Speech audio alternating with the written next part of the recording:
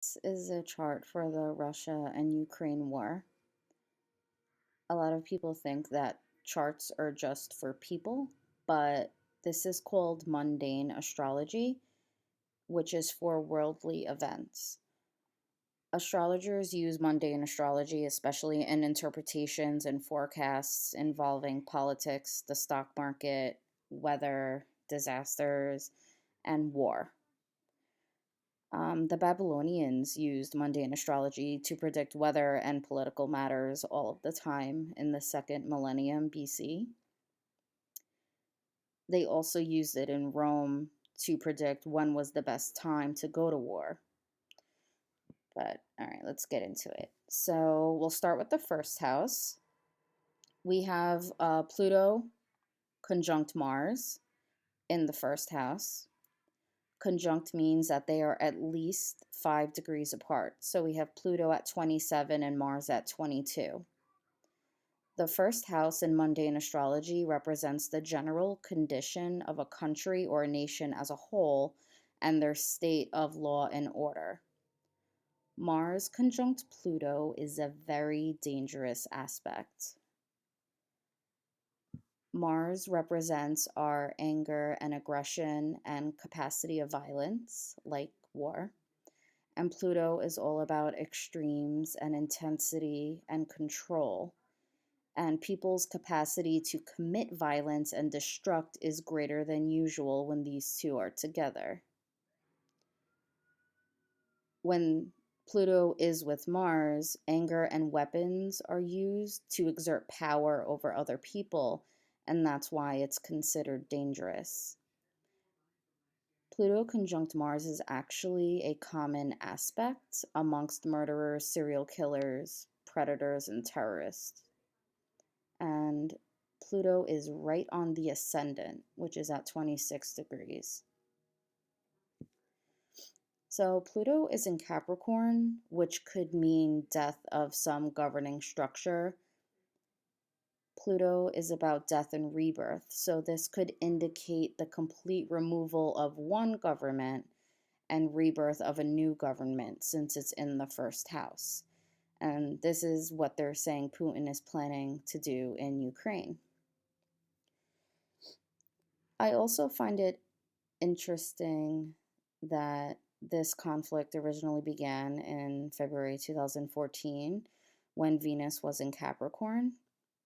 Venus comes back to a sign every 8 years, goes all the way around the zodiac and comes back. It takes 8 years to do that.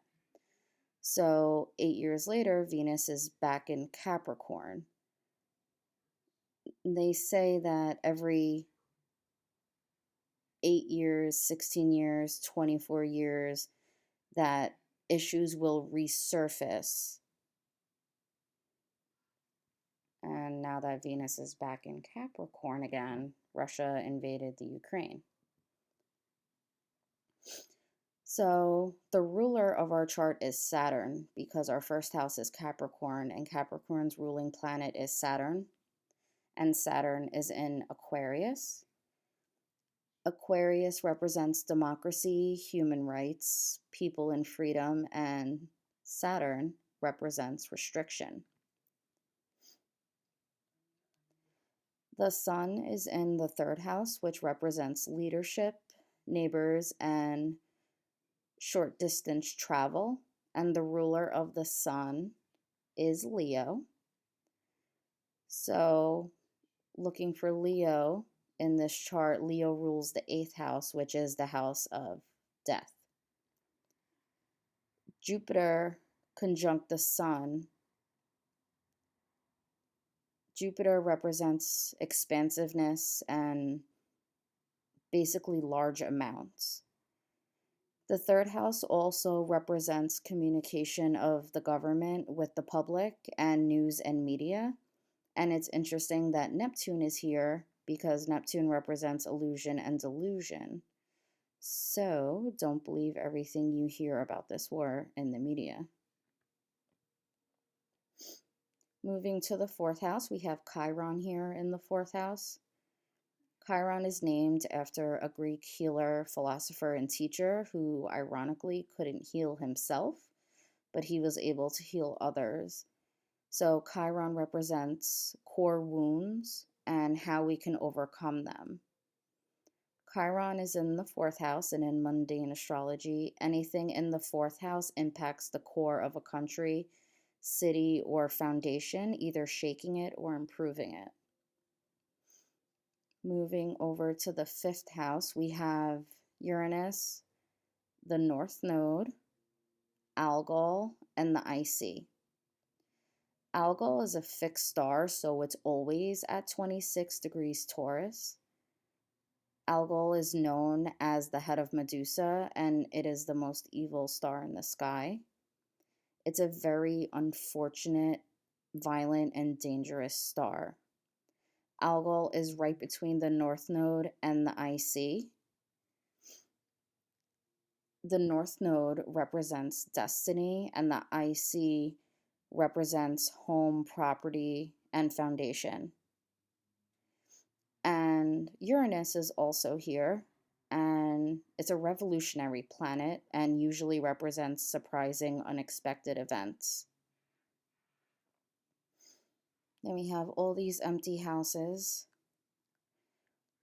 The South Node is in the 11th house. Since the South Node is here, it's always opposite of the North Node.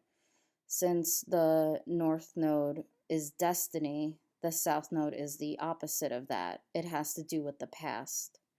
And the 11th house represents large groups of people, and it also rules friendly international alliances. In mundane astrology, the moon represents the common people of a country, and the moon is in the 12th house, which rules financial losses, group hospitalizations, foreign debt, and war. And besides this being a chart of war, I really feel like the moon in the 12th house is the saddest part.